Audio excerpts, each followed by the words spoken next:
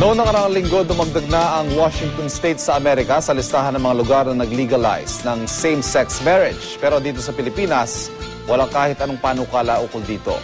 Ayon pa sa isang pag-aaral, nananatili tayong isa sa mga nangungunang bansa na hindi tanggap ang same-sex relationships. Si PR Kanghel on assignment.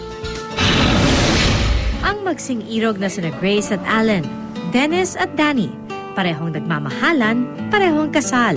Kaso, isa lamang sa kanila ang legal. Isa ang Pinoy na si Dennis Josue at dating pulis na si Daniel Mackey sa unang naikasal na gawing legal ang same-sex marriage sa New York noong nakaraang taon. Let me make history also. And I did realize that I was also the first Filipino to get married that day. It's just a safety net, knowing that you have that piece of paper, you have that legal piece of paper between us, stating that we are a married couple. Sina Grace at Allen binasbasa ng Metropolitan Community Church o Lesbians, Gays, Bisexuals and Transgenders Community Church. Kumpleto sa seremonyas at kontrata. Yun nga lang, kahit saang sangay ng gobyerno dito sa atin ay hindi ito kikilalanin dahil na rin sa kasalukuyang family code ng bansa. Siya yung nagsasabi sa akin, napakasal tayo. Sabi ko, tumigil ka nga. Ayun, yan yung lagi kong sinasabi kasi alam ko naman na hindi naman pwedeng makasal yung ganito.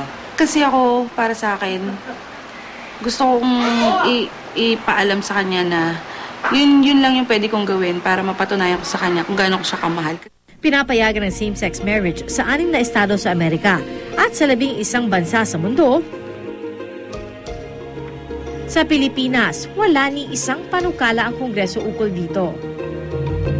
Pinakamalapit ng anti-discrimination bill na nagsusulong na magkaroon ng pantay na karapatan ang bawat Pilipino. Noong unay nakatuon lamang ito sa ethnicity at religion.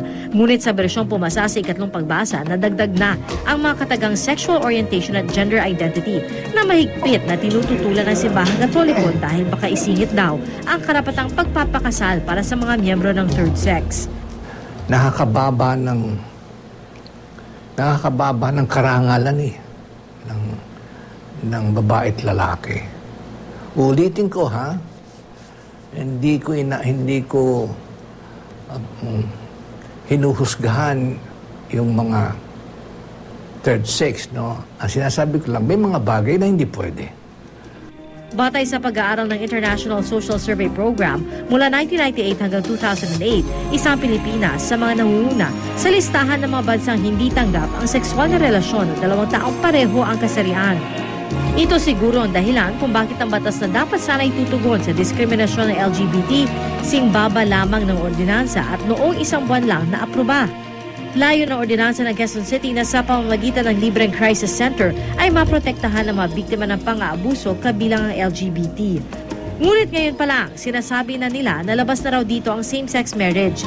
Ayon naman kay Archbishop Oscar Cruz, tila malayo pa itong mapag-usapan ng ating lehislatura. Hanggang ngayon, step 1 pa lang sila Ito yung RH Bill Population Control bago sila makarating sa same-sex marriage, meron pang divorce. Ito lamang RH Bill, 2 taon na halos. Pwede pa ba yung 2 bill pa para silang 3? Hindi ko alam, pero tingin ko mahihirapan.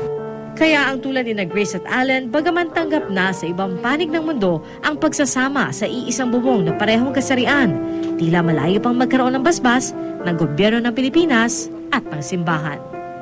PR Kanghel, GMA News.